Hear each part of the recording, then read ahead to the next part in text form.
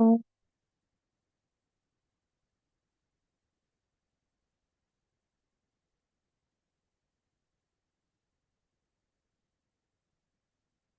ఓం సహనావవతు సహనౌ భునక్తు సహ వీర్యం కరవావహై తేజస్వినావధీతమస్తు మా విద్విషావహై. ఓం శాంతి శాంతి శాంతి. ఓం గురుర్బ్రహ్మా గురుర్విష్ణుః గురుర్దేవో మహేశ్వరः గురురేవ పరం బ్రహ్మ తస్మై శ్రీ గురవే నమః.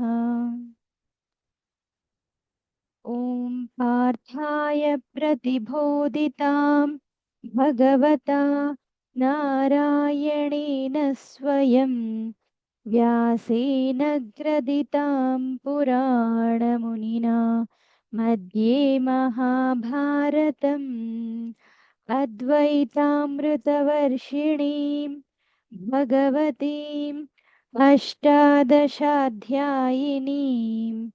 अम्भ त्वामनुसन्दधामि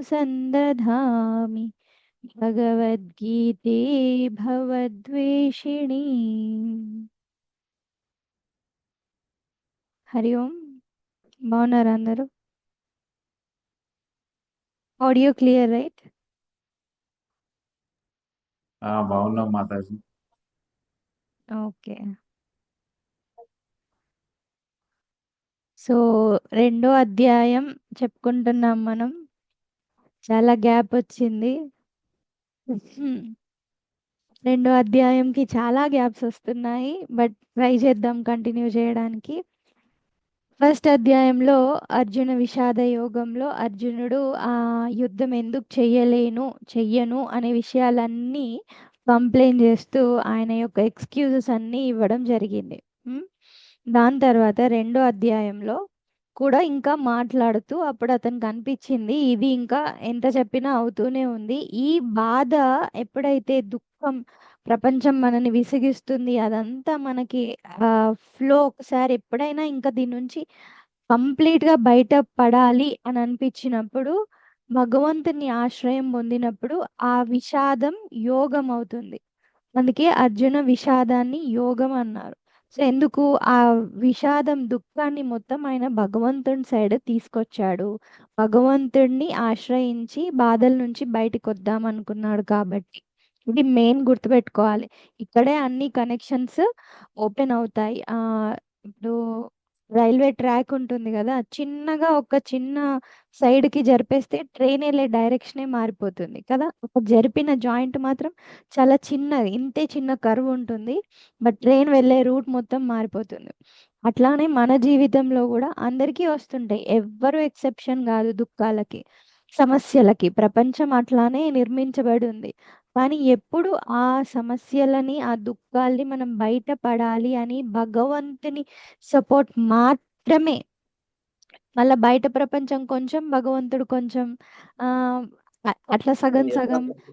మనకు గుర్తున్నంత సేపు కొంచెం సేపు, గుర్తు లేనప్పుడు కొంచెం సేపు కాకుండా కంప్లీట్‌గా ఎప్పుడైతే భగవంతుడిని ఆశ్రయిస్తామో అప్పుడు మనకి భగవంతుడి ఆ అనుగ్రహం అనేది జ్ఞానం ద్వారా దొరకడం జరుగుతుంది. ఓకే. రైట్.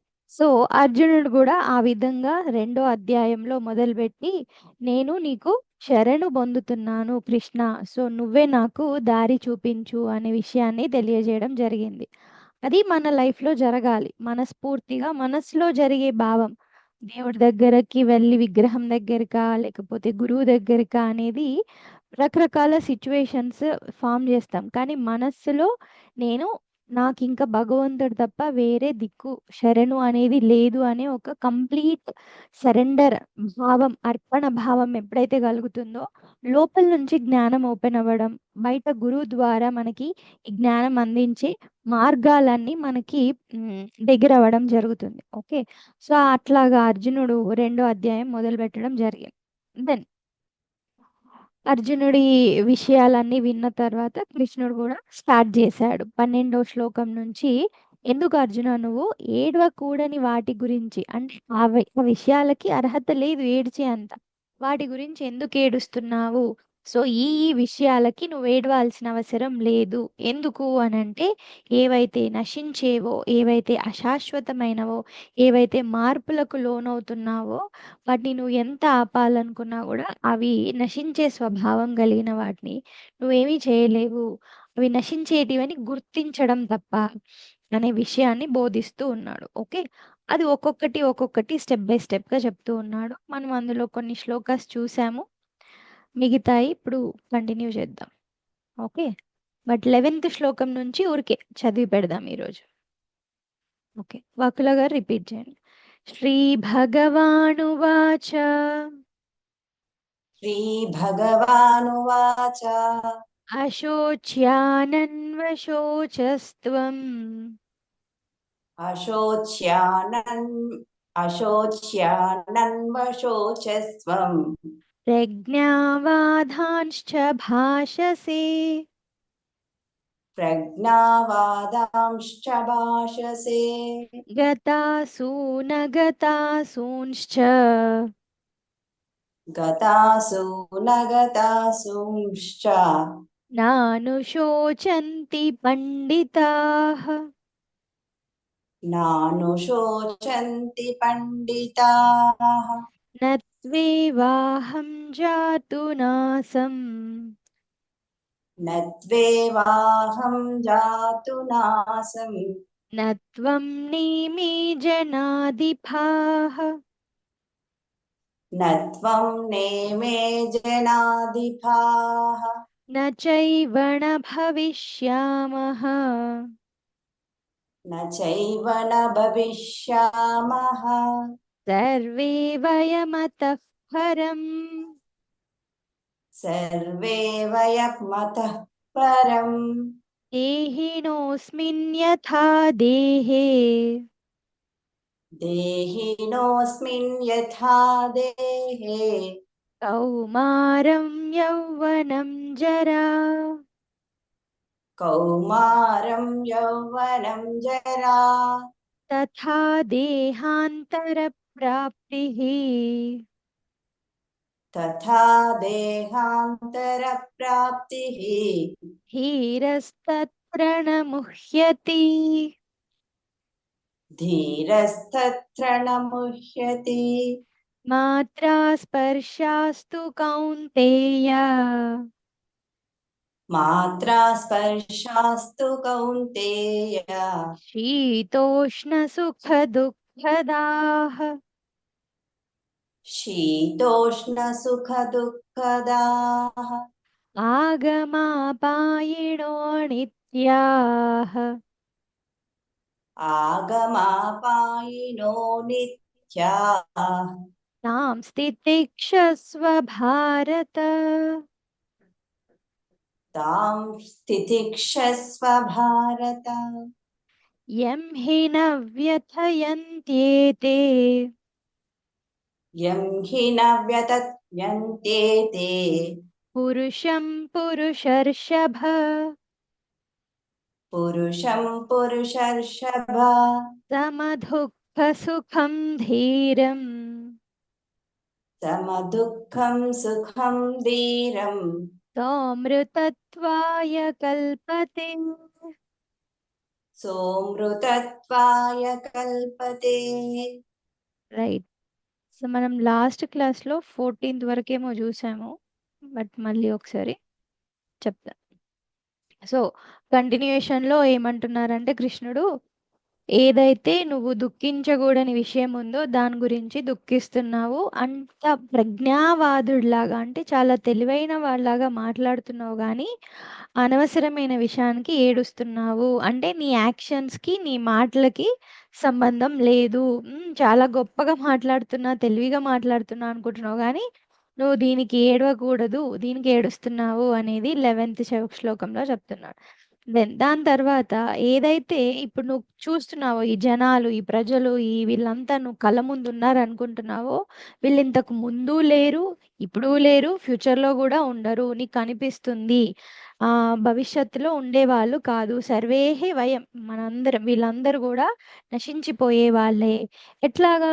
కనిపిస్తున్నారు గదా కృష్ణ అంటే, ఎట్లా అయితే శరీరం కౌమార స్థితి నుండి అంటే పుట్టినప్పటి నుంచి, చిన్నప్పటి నుంచి యవ్వనం నుంచి వృద్ధాప్యం ఆ శరీరం ఎట్లయితే మార్పులకి లోనవుతూ ఉందో ఇప్పుడు తర్వాత అది నశించిపోతుంది. సో అది నిజం కాదు అని తెలుసుకున్న ధీరులు ఎవరైతే ఉన్నారో దాని గురించి విచారించరు.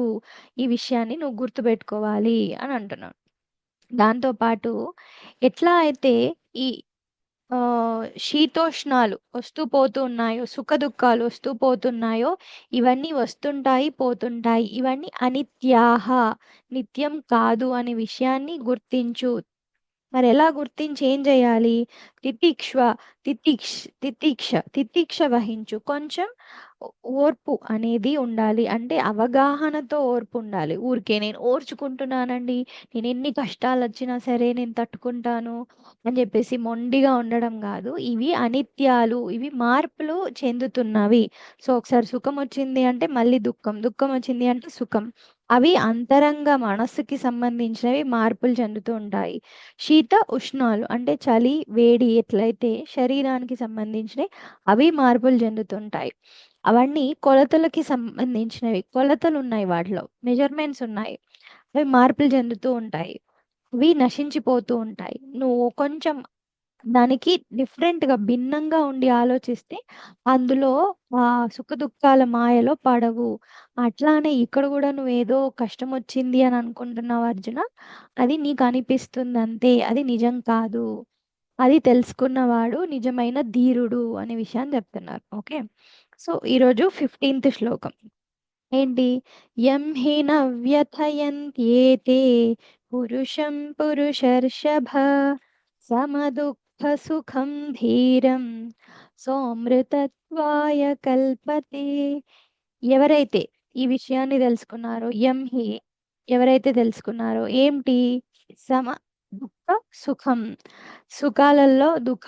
దుఃఖాలలో సమంగా ఉండాలి అని వ్యథయంత్యేతే అనవసరమైన విషయాలకి వ్యథ చెందకుండా, బాధపడకుండా, మార్పులకి ఆహ్, ఆహ్, బాధ మార్పులలో జరిగే డిఫరెన్సెస్‌కి బాధ పడకుండా ఎవరైతే ఉన్నారో అలాంటి వాళ్ళు ధీరః పురుషః.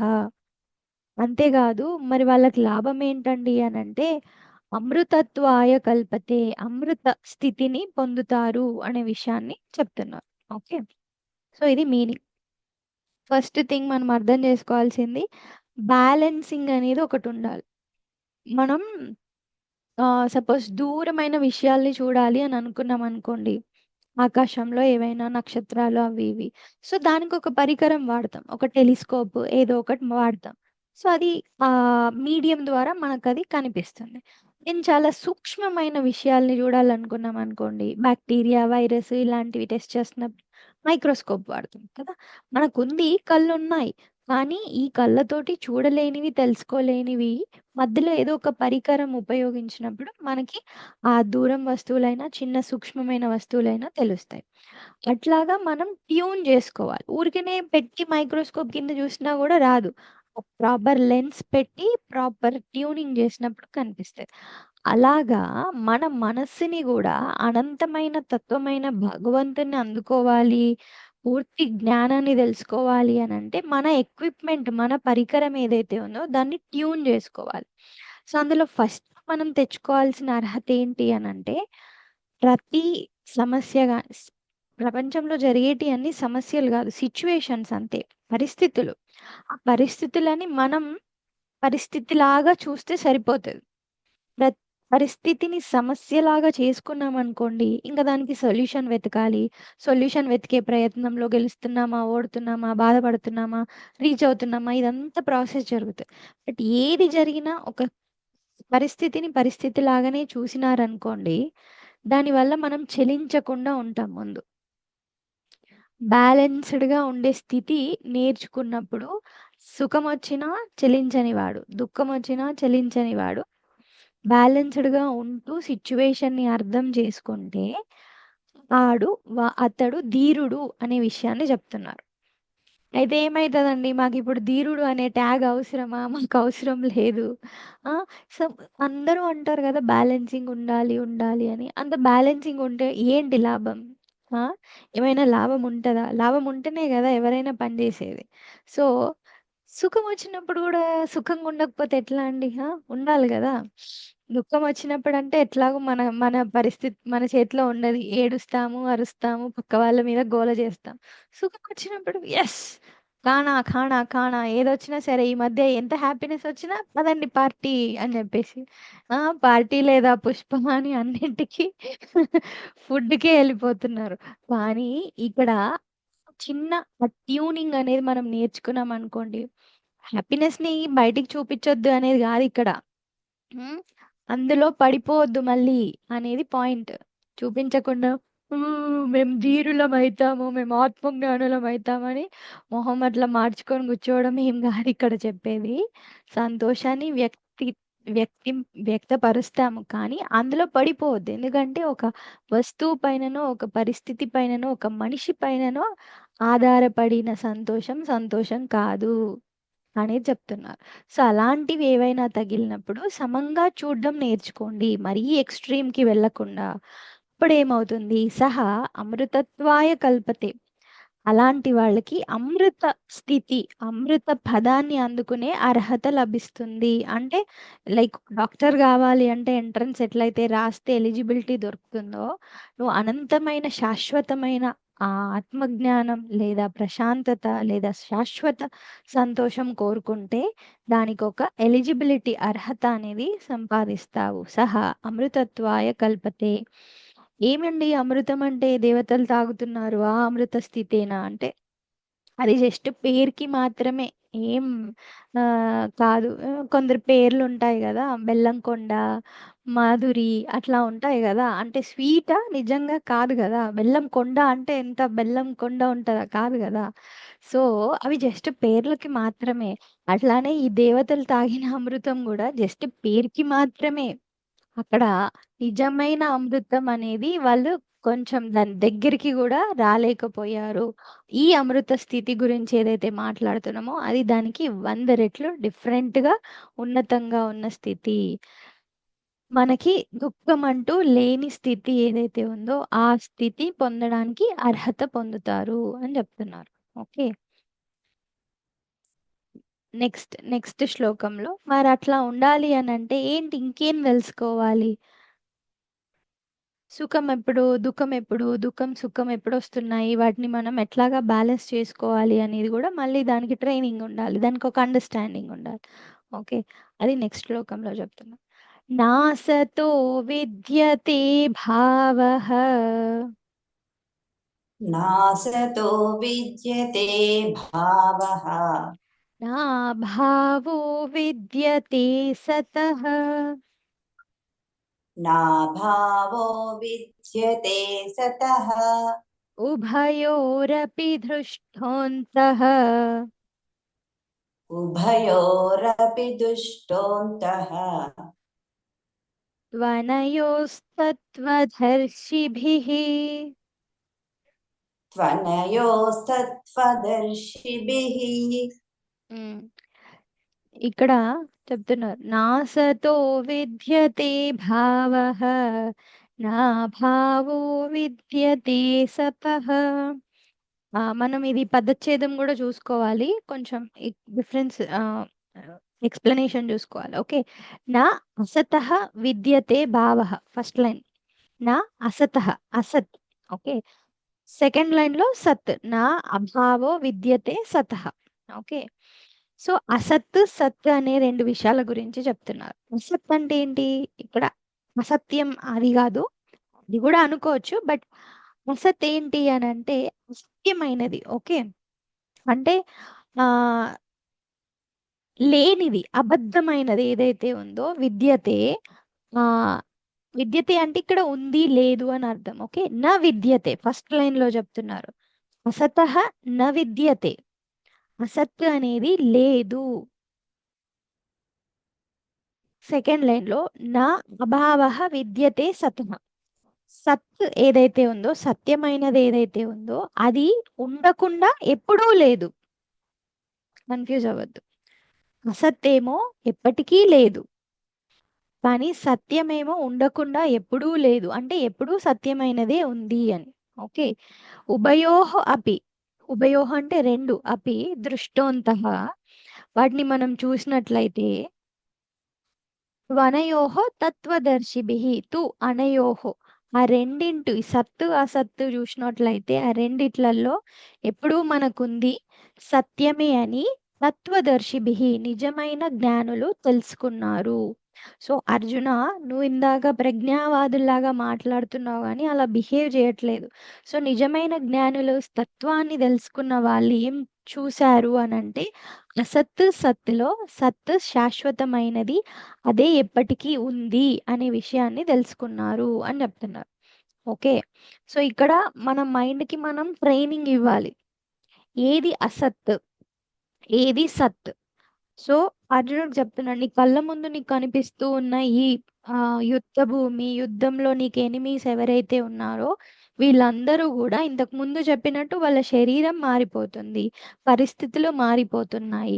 సో ఇవన్నీ కూడా మార్పులకి లోనైనటువంటివి కాబట్టి నశించిపోతాయి. నశించిపోయేటివి ఎప్పుడైనా సరే సత్తే. ఓకే, ఇది గుర్తుపెట్టుకోండి. ఫర్ ఎగ్జాంపుల్ ఎట్లాగా అంటే రకరకాల ఎగ్జాంపుల్స్ వేదాంతం మాట్లాడుతూ ఉంటుంది.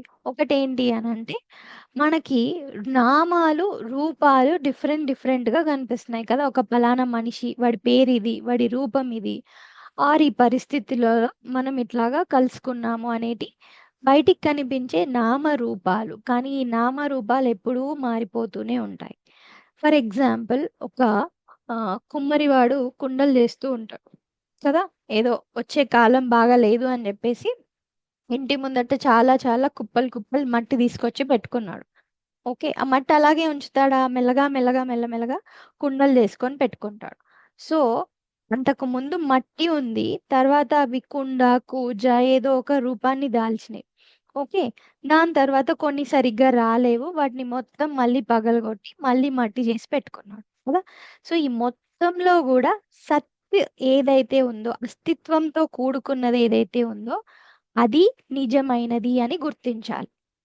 ఈ ఎగ్జాంపుల్లో మొత్తం 3 కాలాలలో 3 పరిస్థితులలో ఉన్నదేంటి? మట్టి మాత్రమే కదా. బట్ కుండ కూజ అని చెప్పేసి మధ్యలో మార్పులు చెందినాయి. మార్పులు చెందినప్పటికీ కూడా మనం ఇచ్చిన పేర్లు మాత్రమే అవి. ఒరిజినల్గా వాటి అస్తిత్వం మట్టి కదా. వాటికి పేర్లు షేప్స్ మనం ఇచ్చాం.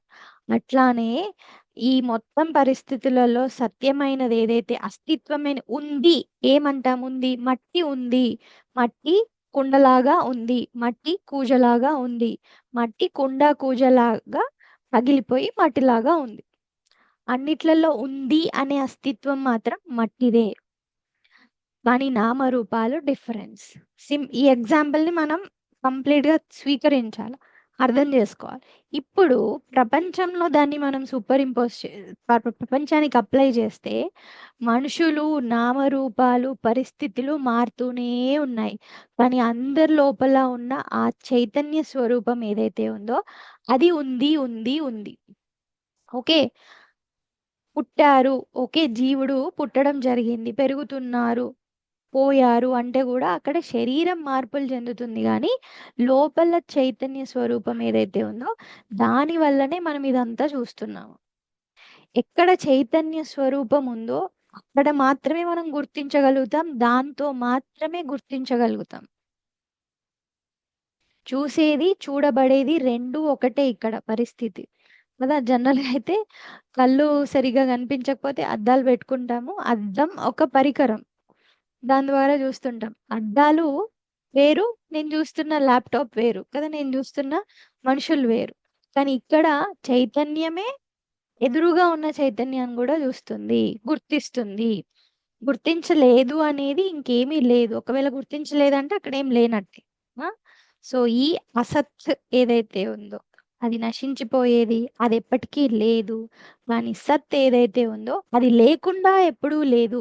కొంచెం డిఫరెంట్గా చెప్తున్నారు. లేకుండా ఎప్పుడూ లేదు అంటే అది మాత్రమే ఉంది అనే దృష్టి తత్వజ్ఞానులకి ఉంటుంది. సో తత్వజ్ఞానం తెలుసుకున్న వాళ్ళు ఆ దృష్టితో మెసులుకుంటారు అని చెప్తున్నాడు. ఓకే, ఇంకా కూడా దీంట్లో మనం ఎగ్జాంపుల్స్ ఇంకా కొంచెం ఎక్స్టెండ్ చేసుకుంటే సి ఫేమస్ ఒక ఎగ్జాంపుల్ ఉంది. ఏంటి?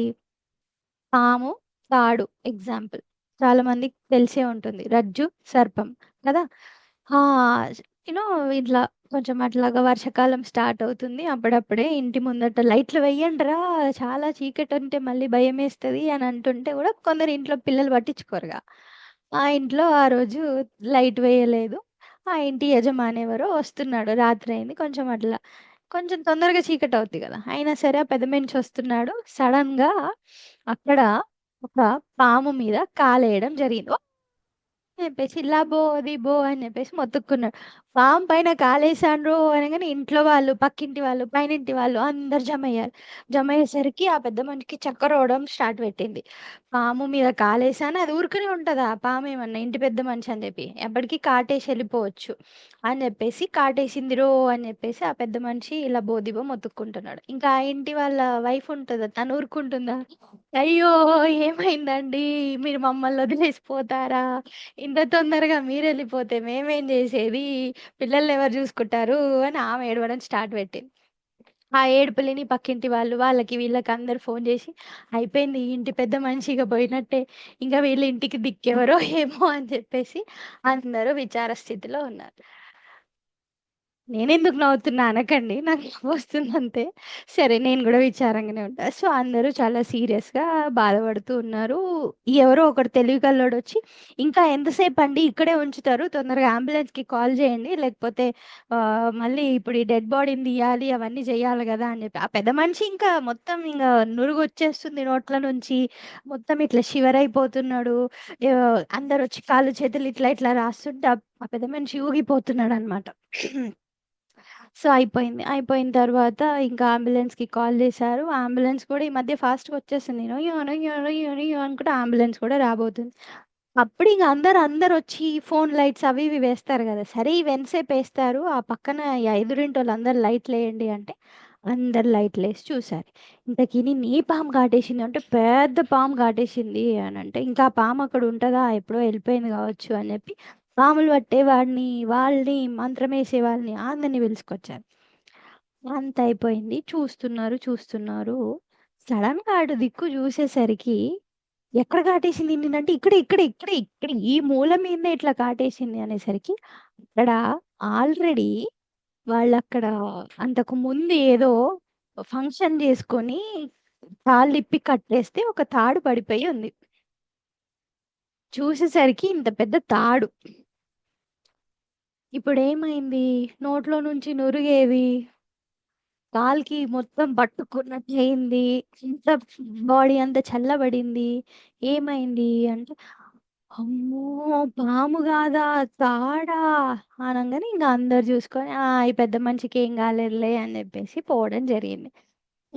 వాళ్ళు గూడా మెల్లగా ఇంటికెళ్ళి కూర్చున్నా గూడా ఆ పెద్ద మనిషి కొంచెం కాటేసిందనుకున్నాం, చచ్చిపోతా అనుకున్నాం అని జెప్పేసి దమ్ము చేసుకుంటూ ఉన్నాడు. కొద్దిసేపయిన తర్వాత ఒక గంట, 2 గంటలకి ఆ డిస్కషన్స్ అన్నీ అయిపోయినంక కోలుకొని బయటికొచ్చి తాడేనా, పాము గాదా అని అనుకోవడం జరిగింది కదా! పాము గాదని దెలిషినా గూడా కొంచెం సేపు భయపడతారింక. ఏమన్నా విషం ఎక్కిందేమో అని. ఏది తాడే అని దెలిషినా గూడా కదా! సేమ్ ఈ స్టోరీలో ఎంతైతే నవ్వొస్తుందో మనకి, ఎంతైతే అబ్బా! ఈ చుట్టుపక్కల వాళ్ళెంత కామెడీ క్రియేట్ జేస్తున్నారు, ఎంత రక్కస్ క్రియేట్ జేశారనిపిచ్చిందో, పర్సన్‌కి ఆ మాత్రం సోయలేదా? పాము కాటేస్తే సురుక్కుమన్నట్టు అనిపియలేదా? అనిపిస్తది. తాడు గూడా కాటేసినట్టే అనిపిస్తది. నిజమైన దృష్టి లేకపోతే. సేమ్ ఆ సిచ్యువేషన్ ఎట్లయితే జరిగిందో ప్రపంచంలో కూడా అమ్మో సమస్యలు నన్నే కాటేశాయి, నాకే ఇంత దుఃఖం జరిగింది, ఓ నన్ను అందరు హెల్ప్ చేయండి, నా మీదే అందరు ఫోకస్ పెట్టండి అంటే ఆ చుట్టుపక్కల వాళ్ళు కూడా ఏదో ఏదో మనకి సహాయం చేస్తున్నట్టు సహాయం చేస్తారు కానీ ఏమీ జరగదు కదా. ఈ ప్రపంచంలో సుఖ దుఃఖాలు కూడా అట్లానే భ్రమని కల్పిస్తున్నాయి. ప్రపంచంలో మారే ప్రతి వస్తువు కూడా దాంతో మనం పెట్టుకున్న తాదాత్మ్యం వల్లనే దానికి అస్తిత్వం ఉంది. అది తాడే పాము కాదు అని మైండ్లో ఒకసారి కట్ చేసిన తర్వాత కొంచెం ఎక్కిందేమో విషయం, ఎందుకైనా మంచి డాక్టర్ దగ్గరికి వెళ్ళొద్దామని అనుకుంటామా? ఛీ, నేనెట్లా ఫూల్ అయినా, ఇంత తెలివి కండోడిని చిన్న లైట్ వేసుకుంటే సరిపోయేది అని అనుకుంటారు కదా. ఎందుకైనా మంచిదండి బాడీ చెకప్ చేసుకుందాము అని అంటే అవసరం లేదు, ఎందుకంటే తాడు అని తెలిసిపోయింది కదా. అట్లానే ప్రపంచంలో ప్రతి సమస్యకి వెతుకుదాం సమాధానాలు అని అనుకుంటూ ఉంటే ఇట్లానే ఉంటది. నిజమైన సమస్య ఏంటి అనంటే ఈ అబద్ధం సిచ్యువేషన్స్కి మనం అస్తిత్వాన్ని ఇవ్వడం. సో వీటికి ఎప్పుడైతే అస్తిత్వాన్ని ఇవ్వడం మానేస్తామో సమస్యలన్నీ సమూలంగా నశిస్తాయి. అంటే నేను ఈ దేహం కాదు ఆత్మని అనే విషయాన్ని మనం గుర్తించినప్పుడు సమస్యలన్నీ పోతాయి. నిజమైన దర్శనం, నిజమైన జ్ఞానం, నిజమైన స్థితిలో మనం నిలిచినప్పుడు మిగతా ఏ సమస్యలు ఉన్నా కూడా అవి పరిస్థితులే కానీ శరీరానికి మారిపోయే పరిస్థితులే కానీ నిజమైన పరిస్థితి సమస్య కాదు అనే విషయం అర్థమవుతుంది. ఓకే. సో నా సతో విద్యతే భావః నా భావో విద్యతే సతః. సో సత్ ఏదైతే ఉందో, సత్యం ఏదైతే ఉందో అది ఎప్పటికీ ఉంది. అదేంటి? ఆత్మజ్ఞానం, చైతన్యం, మన నిజమైన స్వరూపం. ఏదైతే అసత్ ఉందో దేశ కాల పరిస్థితులు, దేశం అంటే రకరకాల పరిస్థితులలో, కాలం అంటే రకరకాల కాలాలలో, పాస్ట్లో ఉంటుంది, ప్రజెంట్లో మారుతుంది, ఫ్యూచర్లో మళ్ళీ ఉండదు. సో దేశ కాల పరిస్థితులలో మారేటివి అవ్యయమైనవి, నశించిపోయేటి అసత్. అవి పరిస్థితులు సమస్యలే కావచ్చు, మనుషులే కావచ్చు, శీతోష్ణాలే కావచ్చు, ఏవైనా కావచ్చు. అవి మారుతాయి అని తెలిసినప్పుడు బ్యాలెన్స్డ్గా ఉండడం నేర్చుకోవాలి. బ్యాలెన్స్డ్గా ఉండే దృష్టి మనకు వచ్చినప్పుడు, స్థితి మనం అనుభవిస్తున్నప్పుడు, అది మన కంట్రోల్కి వచ్చినప్పుడు అమృత తత్వం ఏదైతే ఉందో అది మనకు క్లియర్గా అవుపడుతుంది. ఆర్ అదే నేను అని గుర్తించే ఎలిజిబిలిటీ వస్తుంది. ఓకే. సో ఈ విధంగా ఈ శ్లోకాన్ని ఇంకా కూడా మనం డీప్గా ఎక్స్ప్లెయిన్ చేసుకోవచ్చు. సో అర్జున, నువ్వు ఇక్కడ ఏదైతే నిజమని అనుకుంటున్నావో వాళ్ళందరూ కూడా అసత్తే. కాబట్టి అసత్తు తోటి నువ్వు ఎందుకు ఇంకా డిస్కషన్ చేస్తున్నావు, లేచి యుద్ధం చెయ్యు అని. నెక్స్ట్ శ్లోక చదువుదాము. అవినాశితు తద్విద్ధి అవినాశి తు తద్విద్ధి येन सर्वमिदं ततं येन सर्वमिदं ततं विनाशमव्ययस्यास्य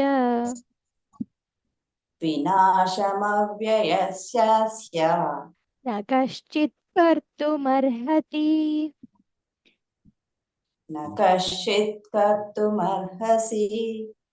రైట్. సో అవినాశి తు తద్విద్ధి, ఇది గుర్తించాలి అర్జున. ఏంటి అనంటే ఈ అవినాశి, నాశనం లేనిది ఏదైతే ఉందో దాన్ని నువ్వు గుర్తించు. ఏంటి నాశనం లేనిది ఎక్కడుంది అనంటే ఏనహ సర్వమిదం తతం. సో సర్వం వ్యాపించి ఉంది ఏదైతే ఉందో అది అవినాశి, అది నశించిపోనిది, శాశ్వతమైనది. వినాశం అవ్యయస్య, ఏదైతే నశించిపోయేదైతే ఉందో అది ఎప్పటికైనా నశించిపోతుంది. ఓకే. నకశ్చిత్ కర్తుమర్హతి, ఏదైతే నశించకుండా సర్వంగా వ్యాపించి ఉందో దాన్ని నువ్వు నశింపజేయలేవు. అర్జునుడు అనుకుంటున్నాడు అయ్యోయ్యో నేను వీళ్ళందరినీ చంపేస్తే ఏమవుతుందో అని చెప్పి. అప్పుడు సింపుల్గా చెప్తున్నాడు, నువ్వు చంపేది శరీరాలని, అవి ఎలాగో నశించిపోతాయి నువ్వు చంపకున్నా. నువ్వేదైతే చచ్చిపోతుంది అయ్యయ్యో నేను ఇంత అన్యాయం చేస్తున్నా, ఇంత పాపం చేస్తున్నా అనుకుంటున్నావో చైతన్య స్వరూపం సర్వదా సర్వం వ్యాపించి ఉన్నది ఏదైతే ఉందో దాన్ని నువ్వే కాదు కదా ఎవరు కూడా నశింపజేయలేరు. సింపుల్. సో నువ్వు ఏ విధంగా కూడా కర్తవి కాదు. నువ్వు చేస్తున్నాను అనుకుంటున్నావు కానీ ఇందులో నువ్వు చేసేది ఏం లేదు. నువ్వు యుద్ధం చేయకున్నా వాళ్ళు ఎప్పుడో చచ్చిపోతారు. నువ్వు యుద్ధం చేసి చంపేది తాత్కాలికమైన అశాశ్వతమైన శరీరాలనే తప్ప శాశ్వతమైన సర్వంగా వ్యాపించి ఉన్న దాన్ని నువ్వేమీ చెయ్యలేవు అనే విషయాన్ని చెప్తున్నారు. ఆ నామరూపాలతో కూడుకున్న ప్రపంచం లాగా మారిపోతుంది. చైతన్యంతో కూడుకున్నది ఏదైతే ఉందో సర్వదా అన్నిట్లలో వ్యాపించి ఉంది. ఇందాక మట్టి ఎగ్జాంపుల్ తీసుకుంటే మట్టి అన్ని వస్తువులలో ఎట్లయితే వ్యాపించి ఉందో మట్టిని ఎట్లయితే నశింపజేయడానికి వీలు లేదో పైన రకరకాల నామరూపాలు ఎట్లయినా మారిపోతాయో ఆ విషయాన్ని గుర్తించు. అట్లాగా నువ్వు గుర్తించినప్పుడు తీసుకోవాల్సిన పాయింట్ ఏంటి అని అంటే ఇది ఎట్లాగూ శాశ్వతమైనది, మార్పు లేనిది, దాన్ని నేనేమి చెయ్యలేను, అది నేనేం చేద్దాం అనుకున్నా అది శాశ్వతంగా అలాగే ఉంటుంది అనే విషయాన్ని గుర్తించినప్పుడు బయట మార్పులకి చేర్పులకి బాధపడాల్సిన అవసరం లేదు. ఈ మన జీవితంలో అప్లై చేసుకోవడం అనేది మెయిన్ పాయింట్. అక్కడ యుద్ధంలో ఎట్లయితే అర్జునుడికి చెప్తున్నాడో ఇక్కడ కూడా మనకి మనుషులు దూరం అయినప్పటికీ శరీరం తాత్కాలికంగా దూరమైన చనిపోయినా కూడా ఆ తత్వం ఆ గుణాలు ఏదైతే ఉందో అవి ఎప్పుడు మనకి దగ్గరగానే ఉంటాయి. ఒకటి. సెకండ్ థింగ్ అది ఎలాగో మారిపోతుంది. నువ్వు ఎంత దుఃఖించినా ఎంత చింతించినా అదే సమస్య అనుకున్నా అది మాత్రం జరిగి తీరుతుంది. సో జరిగి తీరే వాటిని నీ చేతిలో లేని వాటిని నువ్వు ఆలోచించి చింతించి వేస్ట్. నీ చేతిలో ఉన్న సమర్థత హ్యాపీనెస్ సుఖం ఏదైతే ఉందో దాన్ని నువ్వు ఇంకా బలపరుచుకోవాలి అనే విషయాన్ని చెప్తున్నారు. అట్లాగా మన చేతిలో ఉన్న గుణాలని పెంచుకొని ఆ ఎలిజిబిలిటీ అర్హతలను సంపాదించినప్పుడు ఆ శాశ్వతమైన సుఖ స్వరూపం మనమే అని గుర్తిస్తాము. చుట్టుపక్కల సిచ్యువేషన్స్ అన్నిటినీ కూడా ఎట్లాగా హ్యాండిల్ చెయ్యాలి అనే మనోధైర్యం ముందుకొస్తుంది. ఆ ధైర్యం ఆ సద్గుణాలతో మనం బిహేవ్ చేస్తున్నప్పుడు లీవ్ టు ద ఫుల్లెస్ట్ అంటారు కదా, leave life to the fullest. So ప్రతి ఒక్క నిమిషాన్ని డీప్గా కంప్లీట్గా ఇంటిగ్రేటెడ్ లైఫ్ మనం జీవించగలుగుతాం. అది వెరీ ఇంపార్టెంట్. ఓకే. సో భగవంతుడు మనకు అందరికీ ఆ విధంగా ఆశీర్వదించాలని కోరుకుంటూ ఓం సర్వే భవంతు సుఖినః సర్వే సంతు నిరామయాః సర్వే భద్రాణి పశ్యంతు మా కశ్చిత్ దుఃఖభాగ్ భవేత్. ఓం శాంతి శాంతి శాంతి. రేపు కూడా క్లాస్ ఉంటుంది. హరి. ఇంకా మీకు ఎవరైనా తెలిసిన వాళ్ళు ఉంటే షేర్ చేస్తూ ఉండండి. యూట్యూబ్లో కూడా అప్లోడ్